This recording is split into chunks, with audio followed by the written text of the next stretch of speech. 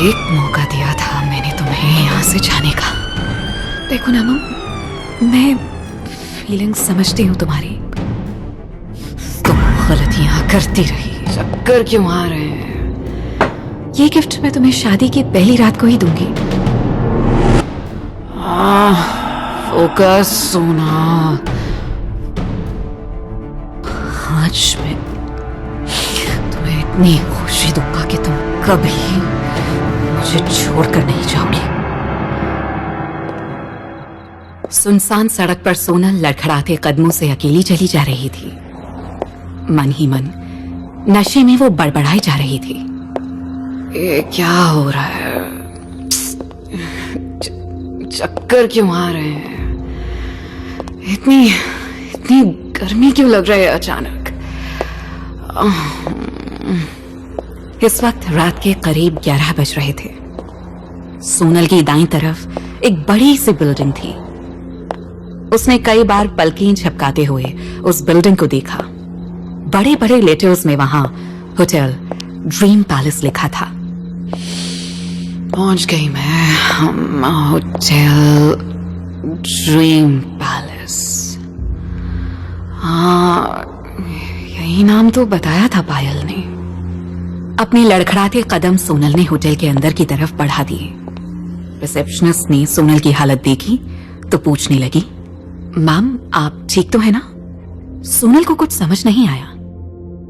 दरअसल सोनल कभी ड्रिंक नहीं करती थी, मगर आज पार्टी में दोस्तों ने कुछ ज्यादा ही फोर्स कर दिया था। क्या यार सोनल, हर बार ऐसा ही करती है तू।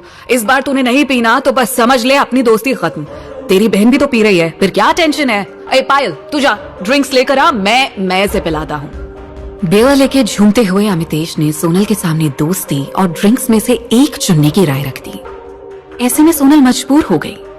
तभी इतने में पायल सोनल के लिए ड्रिंक लेके आ गई और एक बार में ही अमितेश और पायल ने मिलकर एक बार में पूरी ड्रिंक सोनल के मुंह में खाली कर दी। इस ड्रिंक का नशा इतना तेज चढ़ा के कभी ड्रिंक को हाथ नहीं लगाने वाली सोनल 10 मिनट में ही हाई हो गई। इसके बाद उसे होश ही नहीं था कि क्या हुआ क्या नहीं।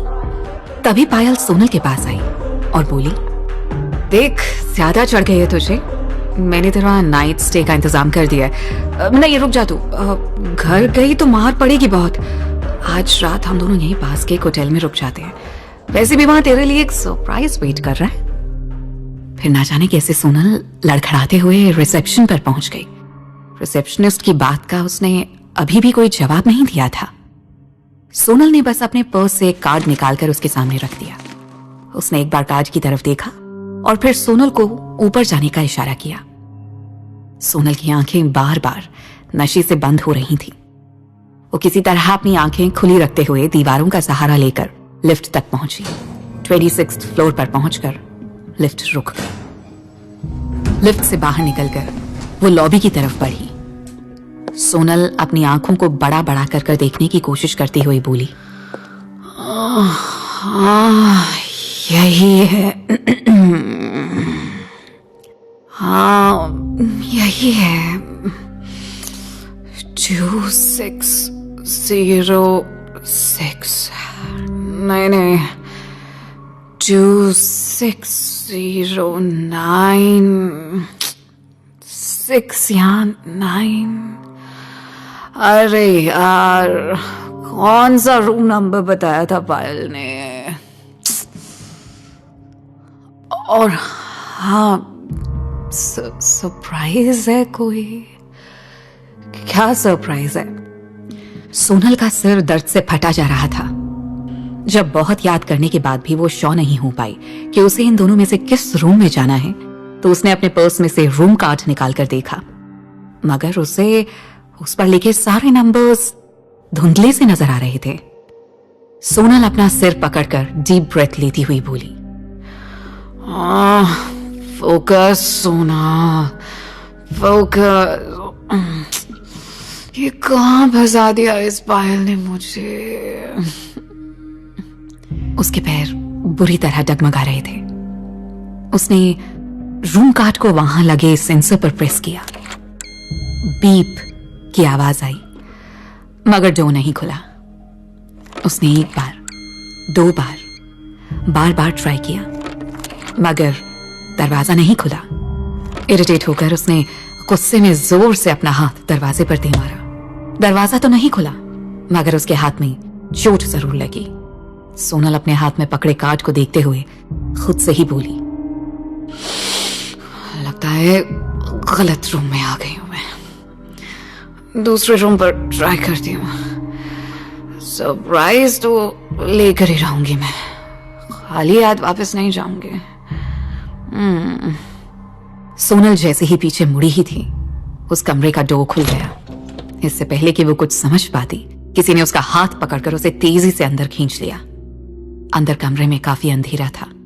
सोनल भले ही होश में नहीं थी, मगर फिर भी उसे अंदाजा हो गया था कि ये कोई आदमी है। वो जो कोई भी था, उसने सोनल को संभलने या शोर मचाने का कोई मौका नहीं दिया और उसके दोनों हाथों को पीछे मोड़ते हुए उसे दीवार से लगा दिया। सोनल ने छूटने की कोशिश की, मगर उसकी पकड़ बेहद मजबूत थी। तुम अभी तक यहां से कहीं नहीं?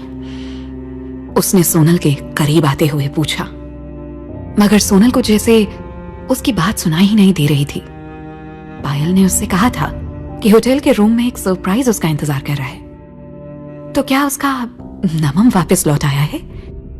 नमम के साथ सोनल की सगाई बचपन में ही उसके माँ बाप ने कर दी थी।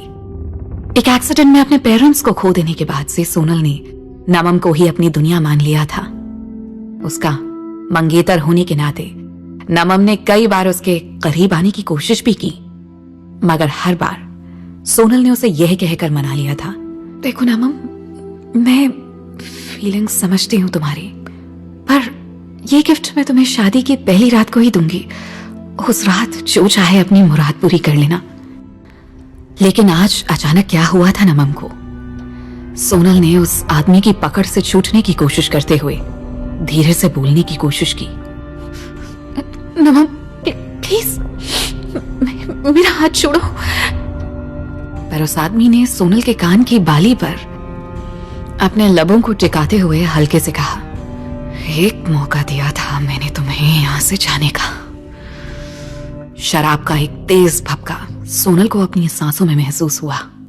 साफ जाहिर था, ये जो भी था उसने सोनल से भी कहीं ज्यादा पी रखी थी।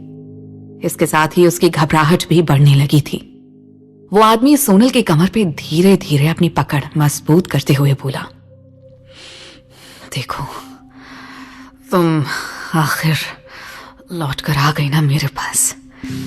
अब तो अगर तुम खुद भी मुझे छोड़कर जाना चाहो तो मैं तुम्हें कहीं जाने नहीं दूंगा। वो एक पल को रुका और उसने धीरे से उसके चेहरे को अपने हाथों से सहलाते हुए पूछा, तुम यही तो चाहती थी ना? हाँ। सोनल तो जैसे अभी तक शॉक में ही थी। उसके मुंह से कोई जवाब ही नहीं निकला। नमम हमेशा उसके साथ अच्छे से ही पेश आता था। आज ना जाने उसे क्या हो गया था। कमरे में रोशनी ना के बराबर थी। इस वजह से सोनल को उसका चेहरा नहीं दिखाई दे रहा था, पर सोनल को उसकी आवाज बराबर आ रही थी। उस आदमी ने सोनल का फेस अपने दोनों हाथों में पकड़ते हुए कहा, तुम गलतियां करती रही, फिर भी मैंने तुम्हें हर बार माफ किया। तुम्हें बार बार मौके देता रहा और तुम हर बार बस मुझे छोड़कर चली गई।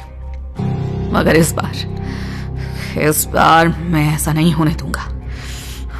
आज मैं तुम्हें इतनी खुशी दूंगा कि तुम कभी मुझे छोड़कर नहीं जाओगी। अब इस आवाज से एक अजीब सा डर सोनल को महसूस हो रहा था।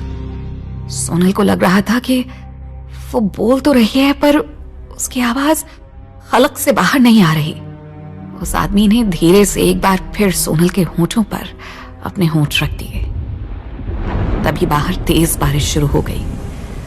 खुली हुई खिड़की की वजह से तेज हवाओं के झोंके के साथ बारिश की हल्की बूंदें भी अंदर आने लगी। एक एक कर फ्लोर पर दोनों के कपड़े बिखरने लगे थे। सोनल पर अब धीरे धीरे शराब और प्यार का नशा हावी होने लगा था। कोई उसे बहुत प्यार से छू रहा था। इस छुअन ने उसे बदहवास कर दिया। इस प्लेजर में फिर सोनल कब सो गई उसे पता भी नहीं चला।